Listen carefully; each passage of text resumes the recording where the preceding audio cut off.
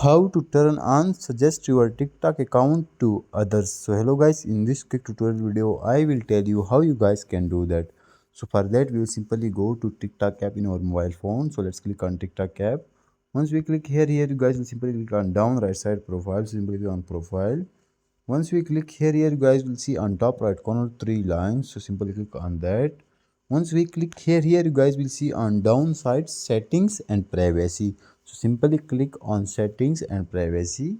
Once we click here you guys will see content preferences and other things, but I will simply click on that fifth number privacy. So simply click on privacy.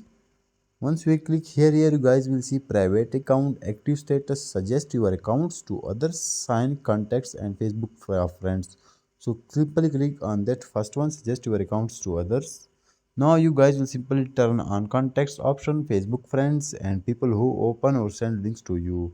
Once you do that, that's it, your TikTok account will be suggested to others. Thanks for watching.